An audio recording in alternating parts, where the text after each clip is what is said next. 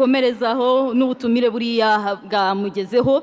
Reka tugaruke hano muri Kigali Convention Center. Hari ikibazo kigeze kubazwa ku byerekeranye n'amabuye y'agaciro, ndetse na nyakubahwa Perezida wa Repubulika aravuga ati ntabakora muri ayo mabuye y'agaciro uretse abayobozi muri urwo rwego bahari. Hari uwashatse kugira icyo abivugaho, reka tumuhe umwanya mbere ko twakira ibisubizo ku bibazo bimaze kubazwa. Bwana Malik, umwanya ni uwanyu.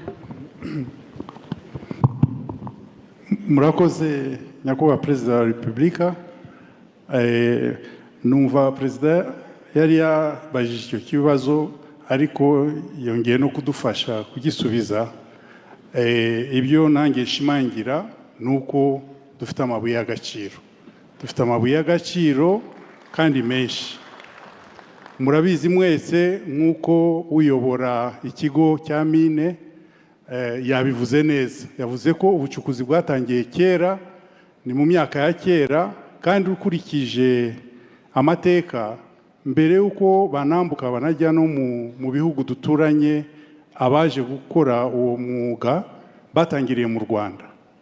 Amateka avuga nyine ko batangiriye za Rwinkwavu na Rutongo, hanyuma bagenda bakurikira iyo filo kuko ubucukuzi bugenda bukurikira ni nk'umukandara.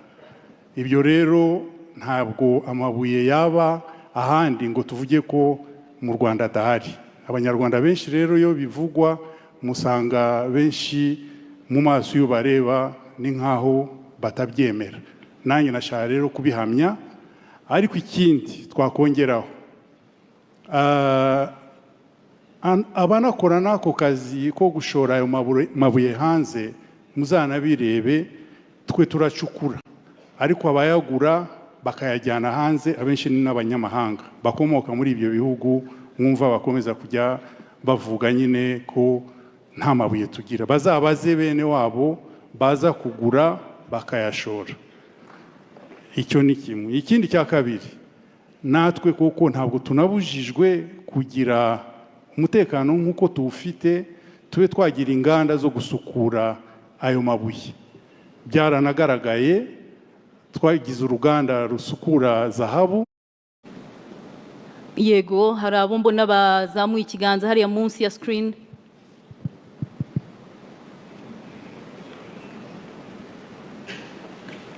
Nyakubahwa Perezida wa Repubulika, murakoze cyane kuduhereza uyu mwanya ngo tuganire.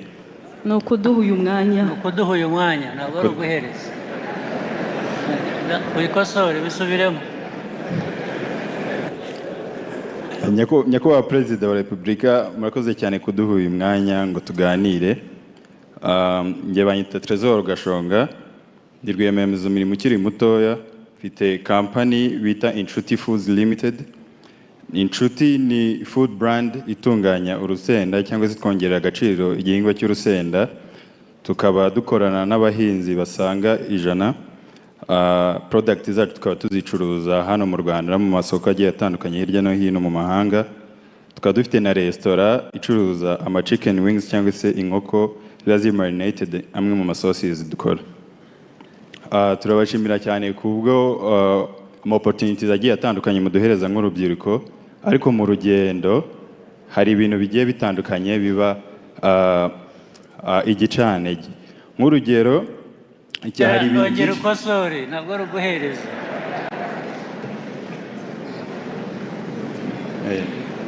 Turabashimiye cyane kubwo amahirwe atandukanye muduhereza.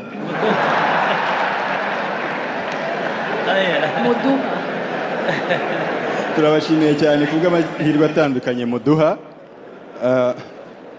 ariko mu rugendo hari ibintu bigiye bitandukanye biba ari imbogamizi. Nk'urugero hari ikintu abantu bagiye batandukanye bagiye batakoringaho kijyanye na access to finance. Nk'urugero nk'urubyiruko, buri gihe iyo ushatse kugana banki ushaka inguzanyo bijye bagusaba collateral cyangwa se ingwate. Mu by'ukuri twebwe nk'urubyiruko ntabwo tuba dufite twese ingwate.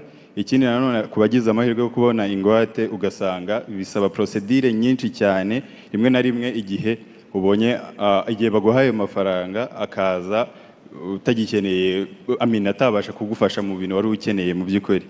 Tukaba twabasabaga Perezida wa Repubulika yuko amabanki n'abandi babifite mu nshingano yuko batureba icyoroshye kubera yuko ntabwo twese tugira amaloni. Urebye impact y'ibi bintu turimo tuvuga, ye nk'urugero nk'urubyiruko, kampani yanjye ihereza akazi abantu 25, iha akazi abantu 25, ikaba inakorana n'abahinzi basaga 100, ariko bikunze ku buryo ki kubona amalons mu buryo bworoshye byajya bishoboka mu gihe kingana n'imyaka 3 twabasha guhereza akazi abantu twabasha guha akazi abantu basaga 500, twabasha guha akazi abantu basaga 500, ikindi tukabasha no kuba twafasha abahinzi basaga 1000, ikindi tukabasha no kuba twakohereza ibyo dukora mu mahanga. Ikindi nyakubahwa Perezida wa Repubulika, dufite ikibazo gikomeye cyane kijyanye na packaging ku bantu bari muri business zo kongerera agaciro ibiribwa, aho usanga cyane tubwirizwa gukoresha eco-friendly packaging, ariko akenshi na kenshi ugasanga kuzibona biragoye hano, wanazimportinga uzivanye hanze ugasanga wishyura imisoro myinshi, buryo usanga bibangamiye ubucuruzi dukora. Murakoze. Murakoze cyane Trésor. Reka twakire n'ibindi bibazo nka 2 ubundi bisubirizwe rimwe. Niba hari undi ushaka kugira icyo avuga hano, mutagira ngo nabateye umugongo rwose, namwe ndabareba. Yes.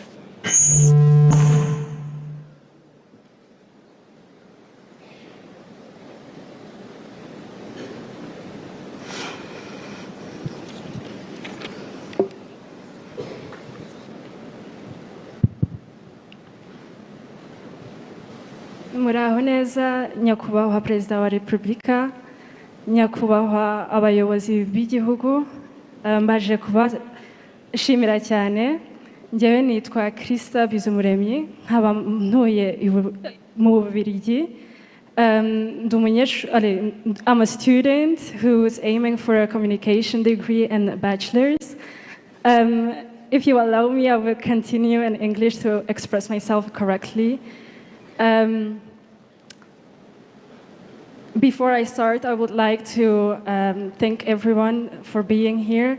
I don't take this chance for granted because I've already learned a lot of insights about my country, how it's growing and where we have to grow. So first, I would like to commend the government for a strong investment in digital services and effective technology here in Rwanda. But as a Gen Z, for what I see around the world is increasingly embracing the artificial intelligence. And my question was if we are exploring how AI can be a leverage to support our vision in 2050, especially in innovation. Thank you very much. Murakoze cyane Krista, kandi twibutse n'abandi kurasa ku ntego. Reka twakire undi umwe hanyuma tubone kujya no kuri site ya Nyabihu. Abanyabihu mwe mwiteguye, turaje mu kanya. Twakwakira ikindi kibazo kimwe hanyuma tugakomeza.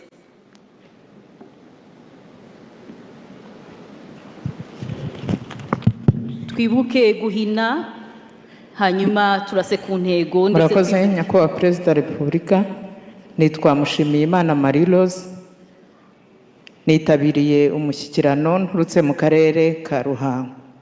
Ndashima ikiganiro cyiza kimaze gutangwa ku iterambere ry'ubukungu kandi rirambye. Ariko kuri kino kiganiro nahise ngiraho ikibazo. Ni byiza koko ubukungu bw'igihugu cyacu buri kwihuta kandi igihugu cyacu cyateye imbere ku buryo bugaragara kandi byivugira. Ariko mfite ikibazo kirebana n'izamuka ry'ibiciro ku isoko. Ese ubushobozi bw'umuturage buhuzwa bute n'iterambere rirambye, dore ko ibiciro ku isoko bizamuka umunsi ku wundi? Murakoze. Murakoze cyane Marie Rose. Eka duhere nko kuri Minister Paula, Minisiteri y'Ikoranabuhanga na Innovation. Hari ikibazo Krista yabajije, ese turiteguye mu byerekeranye n'ubwenge buhangano? murakoze nyakubahwa perezida wa repubulika. Yego turiteguye mu bijyanye n'ubwenge buhangano, twashyizeho politiki ijyanye n'uburyo twakwitegura nk'igihugu, uburyo dushobora kubyaza umusaruro ubwo bwenge buhangano. Ubu ngubu ingamba zikaba zishyizwe mu burezi, mu buzima hamwe no mu buhinzi. Bitavuga yuko n'ahandi hose tutazashyiramo imbaraga, ariko aho niho twagiye dukurikije strategy n'inyigo twakoze, niho hagaragara ko dushobora mu myaka 5 iri imbere kubona umusaruro uhagije ujyanye n'uburyo twakwifashisha ubwenge buhangano. Nyango ibintu bitatu politiki yacu ireba no kugira ngo turebe uburyo twakwifashisha ubwo bwenge buhangano mu iterambere ryacu nk'igihugu. Icya kabiri ni ukubaka ubumenyi ari ku baturage n'abakoresha ubwo bwenge buhangano umunsi ku wundi. Icya gatatu ni ukubaka companies cyangwa startups zishobora kugira izo solutions zagenda zibyazwa umusaruro zikaba zanatangwa hanze y'igihugu. Ibyo byose rero bikaba bisaba ubufatanye n'abantu batandukanye, bikaba bisaba ko tunareba n'ubufatanye ku rwego mpuzamahanga kugira ngo uko iterambere rya AI rigenda riba natwe nk'igihugu dushobore kuba twabyifashisha mu ngamba zo guteza imbere igihugu cyacu. Murakoze. Murakoze cyane Minister. Mbere yuko tuva hano, Minister Yusuf, hari ikibazo cya mbere cyabajijwe na Trésor ndetse n'icya Marie Rose, mwabifatanya mukabasubiza tukabona kujya kuri iyi site. Yes, murakoze. Hari ikibazo Trésor yabajije kijyanye n'ingwate ariko n'amafaranga ahenze yo gushora muri business bafite. Icyo twababwira nuko muri Development Bank of Rwanda BRD harimo imishinga ifasha business ntoya. Uko mbyumva ndabona business ishobora kuba itarakura cyane, business ntoya, business z'urubyiruko, business z'abagore, business zikora mu buhinzi. Izi business zose zifite facility muri BRD ifasha ibintu bibiri, ifasha gutanga garanti ku badafite ingwate no gufasha kubona inguzanyo zihendutse. Icyo nababwira cyane cyane Trésor, mwatugana tukareba business zanyu hanyuma tukabahuza na bank y'iterambere hanyuma tukareba uko tubafasha. Hanyuma ku kibazo cy'ibiciro bizamuka cyane cyane ibiciro by'ibiribwa, ikibitera cyane ni umusaruro muto, umusaruro udahagije, cyane cyane umusaruro w'ubuhinzi.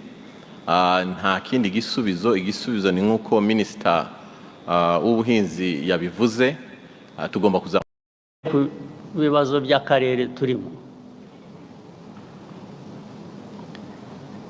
Muzi ibibazo tumaranye iminsi imyaka bijyanye n'abaturanyi bo muri Kongo, ndetse rimwe na rimwe hakajyamo ibijyanye n'abaturanyi b'amajyepfo mu Burundi, kubera ko bahisemo kuba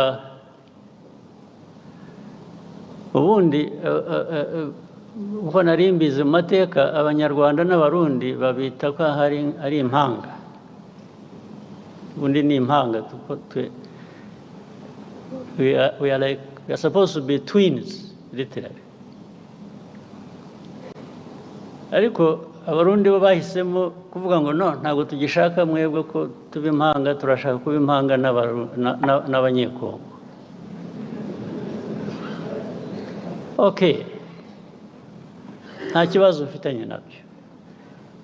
Niba umuntu afite guhitamo uwavukana nawe cyangwa wabana nawe impanga, ibyo ntacyo nabikorera yewe, urabyemera.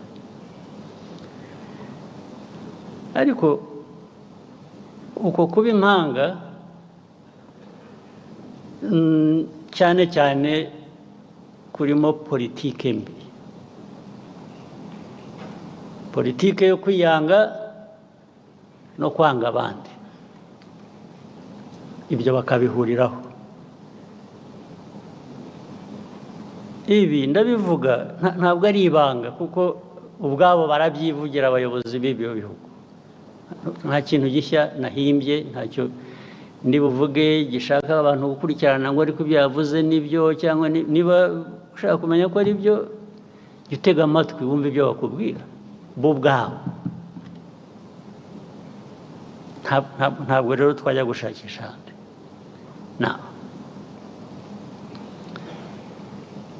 Izi ntambara zimaze iminsi,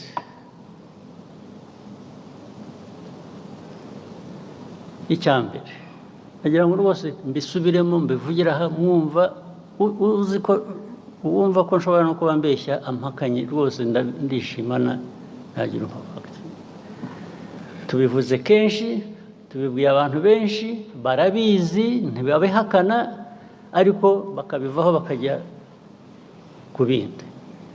Iyi ntambara yo muri Kongo mureba ntabwo yatangijwe n'u Rwanda, ntabwo yaturutse mu Rwanda.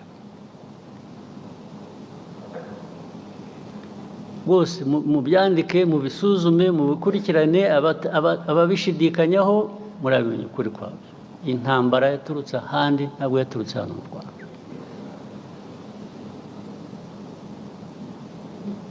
Aho handi sinirwa mpasubiramo, narahavuze sinirwa nongera kuhasubiramo. Yaturutse kuri